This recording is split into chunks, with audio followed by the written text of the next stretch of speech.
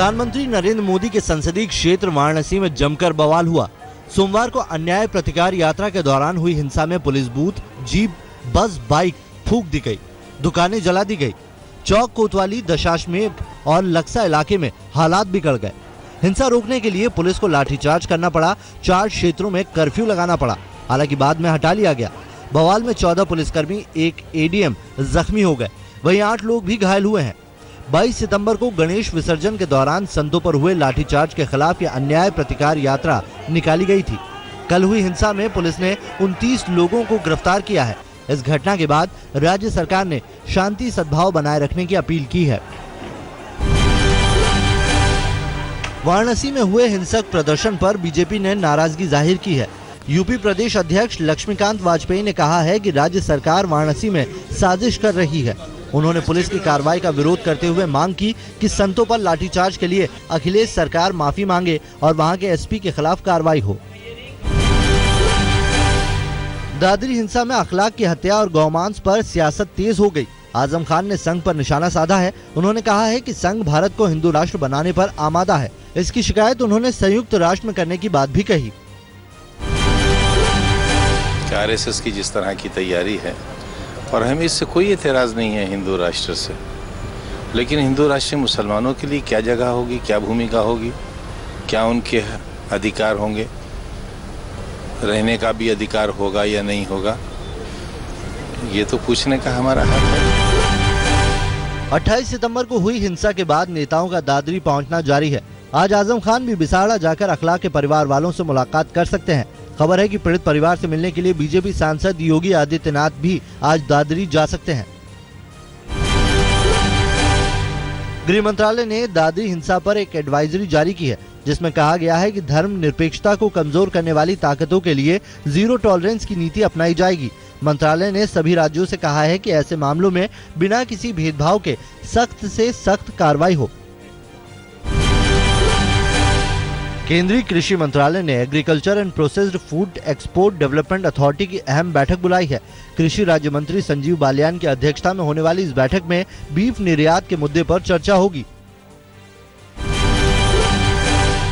लखनऊ में कुएं में गिरी गाय को बचाने वाले मुस्लिम युवक जकी को खालिद रशीद फिरंगी महली ने शॉल और ट्रॉफी देकर सम्मानित किया। 2 दिन पहले जकी ने कुएं से गाय को निकाला था।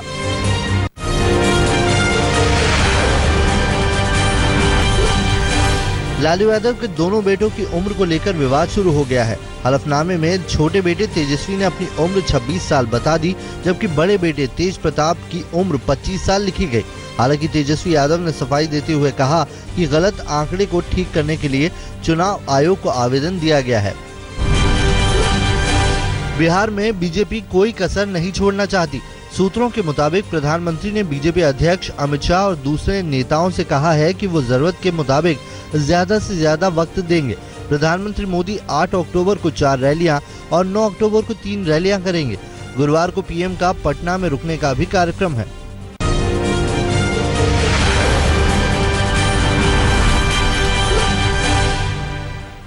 दिल्ली के पूर्व कानून मंत्री सोमनाथ भारती की जमानत याचिका पर आज द्वारका कोर्ट में अहम सुनवाई है। घरेलू हिंसा मामले में कल सोमनाथ भारती को राहत नहीं मिली। सुप्रीम कोर्ट ने निचली अदालत के पास जमानत याचिका लगाने के निर्देश दिए। उधर लिपिका ने सुप्रीम कोर्ट को साफ साफ कह दिया है कि मध्यस्थता मुमकिन नहीं है। कल कोर्ट ने सोमनाथ भारती की न्यायिक हिरासत 14 दिन के लिए बढ़ा दी। दिल्ली को 22 अक्टूबर को कार फ्री बनाने के लिए पुलिस और सरकार में ठन गई है। इस मामले में परिवहन मंत्री गोपाल राय आज एलजी से मुलाकात करेंगे। कल पुलिस कमिश्नर बीएस बस्सी ने कहा कि दशहरे के दिन कार फ्री डे मुमकिन नहीं है। राजधानी दिल्ली में बढ़ते प्रदूषण का मसला सुप्रीम कोर्ट पहुंचा है। दिल्ली में बाहरी ट्रकों, कमर्शियल गाड़ियों की एंट्री पर पॉल्यूशन टोल टैक्स लगाने के सवाल पर अदालत ने सरकार से 2 दिन में जवाब मांगा है। बीजेपी ने दिल्ली जल बोर्ड की वाटर एटीएम योजना में भ्रष्टाचार के आरोप लगाए हैं। विपक्ष के नेता विजेंद्र गुप्ता ने कहा है कि लोगों को पीने का पानी मुफ्त देने का वादा करने वाली सरकार ने नियमों को ताक पर रखकर अपनी चहेती कंपनी को प्रोजेक्ट की जिम्मेदारी सौंपी है। बीजेपी इसकी शिकायत एसीबी से करेगी, साथ ही उपराज्यपाल से मिलकर सीबीआई जांच की मांग भी करेगी। दिल्ली के कृष्णानगर इलाके में बीती रात 7-8 राउंड फायरिंग की गई। इसमें एक बच्ची समेत 4 लोग जख्मी हो गए। फायरिंग के विरोध में लोगों ने जमकर पत्थरबाजी की और गाड़ियों में तोड़फोड़ की। इस मामले में पुलिस सीसीटीवी फुटेज के आधार पर आरोपियों की जानकारी जुटा रही है। दिल्ली पुलिस और कई सरकारी कर्मचारियों का स्टिंग ऑपरेशन करने वाले चेतन प्रकाश शर्मा पर हुए हमले में 4 लोग गिरफ्तार किए गए हैं। गिरफ्तार आरोपियों में एक बिल्डर और 2 सुपारी किलर भी शामिल हैं। पुलिस का दावा है कि आपसी रंजिश में हत्या की साजिश रची गई थी और इसके लिए 20 लाख की सुपारी दी गई थी। दिल्ली के नंद नगरी में नगर निगम स्कूल में एक युवक की हत्या से हड़कंप मच गया। मृतक के शरीर पर चोट के निशान थे, जिससे हत्या की आशंका जताई जा रही है। पुलिस मामले की तफ्तीश में जुट गई है। दिल्ली के द्वारका में पौष इलाके में चोरी की वारदात सामने आई है। 3 अक्टूबर की रात कई फ्लैट के ताले तोड़कर चोर तकरीबन 40 लाख के सामान ले उड़े। सीसीटीवी कैमरे में आरोपियों की तस्वीरें कैद हैं, लेकिन अब तक पुलिस को ठोस सुराग नहीं मिल पाया है। इंदिरा गांधी इंटरनेशनल एयरपोर्ट पर मोबाइल चुराने वाले गिरोह का पर्दाफाश हुआ है। आरोपियों से पूछताछ में पुलिस ने खुलासा किया है कि चोरी के बाद मोबाइल को ऑनलाइन बेचा जाता था। आरोपियों से तकरीबन 40 लाख के मोबाइल बरामद किए गए हैं। दिल्ली के दरियागंज इलाके में मेन रोड पर करीब 18 फीट गहरा गड्ढा हो गया, जिसकी चपेट में 2 कारें आ गई। कारों को निकालने के लिए क्रेन बुलानी पड़ी। यहां अंडरग्राउंड मेट्रो कंस्ट्रक्शन चल रहा है। हादसे के बाद देर तक ट्रैफिक की आवाजाही को रोकना पड़ा।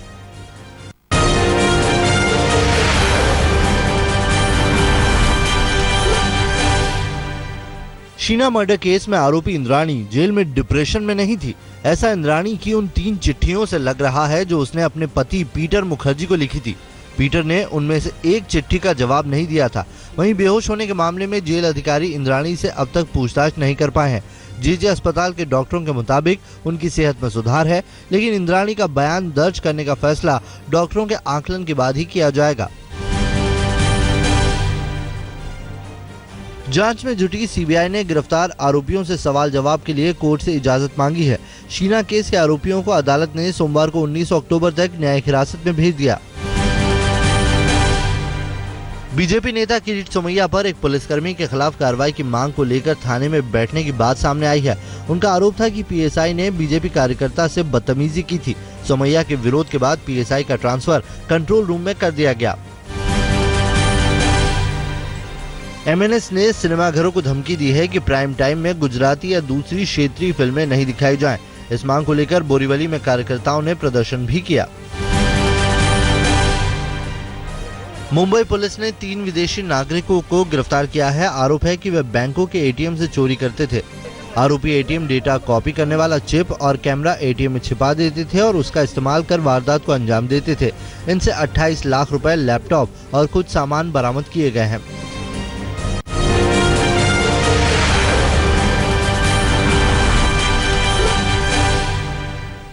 देहरादून में उत्तराखंड के सीएम हरीश रावत के कार्यक्रम में जमकर हंगामा हुआ।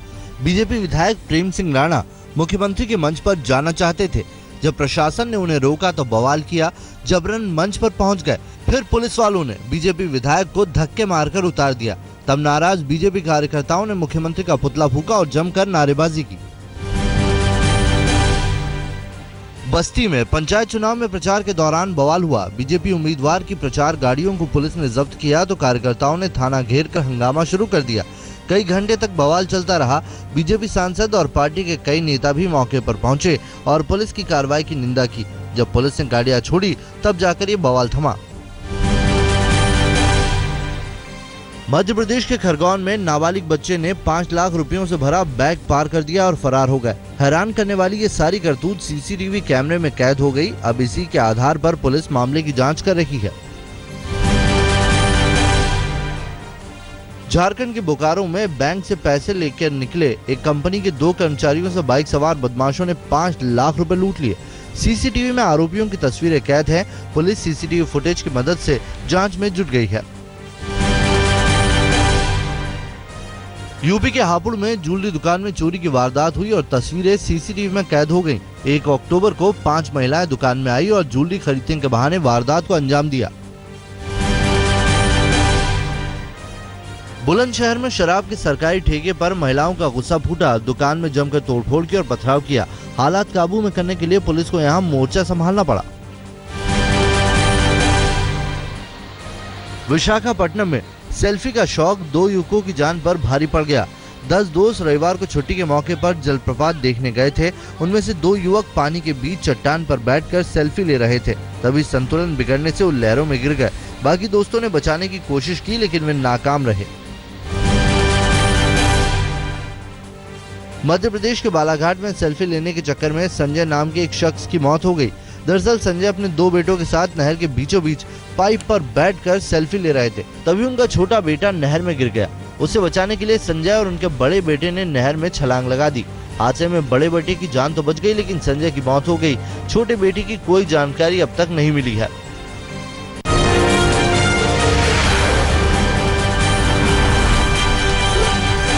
बीजेपी के वरिष्ठ नेता लाल कृष्ण आडवाणी ने पूर्व प्रधानमंत्री अटल बिहारी वाजपेयी की सेहत पर चिंता जताई है।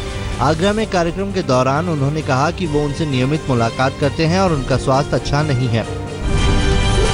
अटल जी का स्वास्थ्य जो है वह कोई बहुत अच्छा नहीं है, लेकिन साथ साथ मैं मिलता हूँ रेगुलरली और मिलने के बाद वो पूछताछ करते हैं।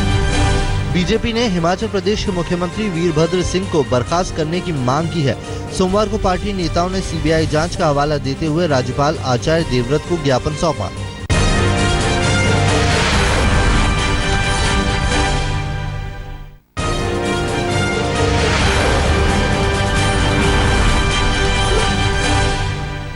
बेंगलोर में अस्पताल से बच्चा चोरी का मामला सामने आया है। तस्वीरें सीसीटीवी कैमरे में कैद है, जिसमें एक महिला अस्पताल के वार्ड में जाती है और बच्चे को लेकर चली जाती है। परिजनों की शिकायत के बाद सीसीटीवी तस्वीरों की मदद से बच्चे को तलाशने की कोशिश हो रही है। इटावा में महिला सिपाही से गैंगरेप की वारदात हुई।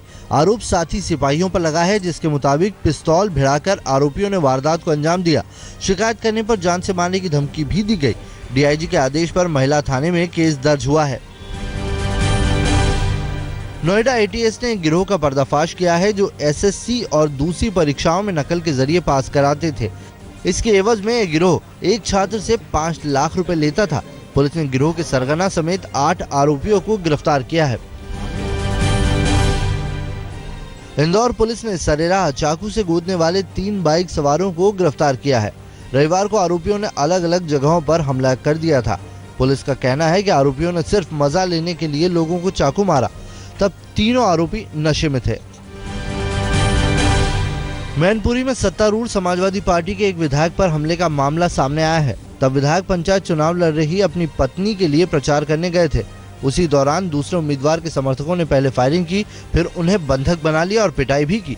वारदात में जख्मी एक युवक को अस्पताल में भर्ती कराया गया है।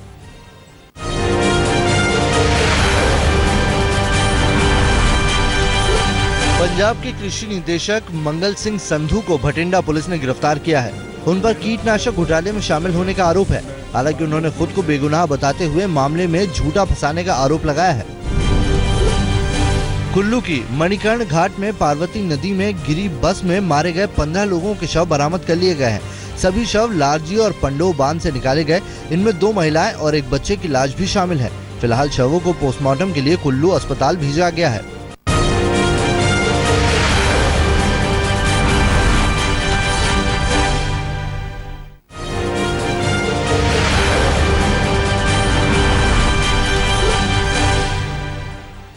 संजय लीला भंसाली की फिल्म बाजीराव मस्तानी पर विवाद शुरू हो गया है। बाजीराव के वंशजों ने मांग की है कि फिल्म की रिलीज से पहले उन्हें स्क्रिप्ट दिखाई जाए। बाजीराव के नाराज वंशजों ने कोर्ट का भी रुख किया है। ये फिल्म 18 दिसंबर को रिलीज होनी है।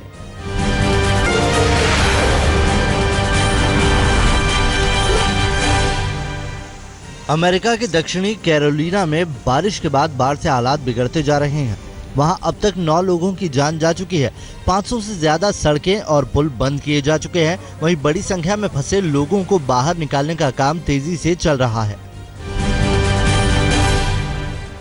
इराक में 2 अलग अलग धमाकों में 57 लोगों की मौत हो गई। बगदाद में एक कार बम धमाका भीड़ भरे बाजार में हुआ, जहां 35 लोगों की जान चली गई। दूसरे धमाके की चपेट में 12 लोग आ गए।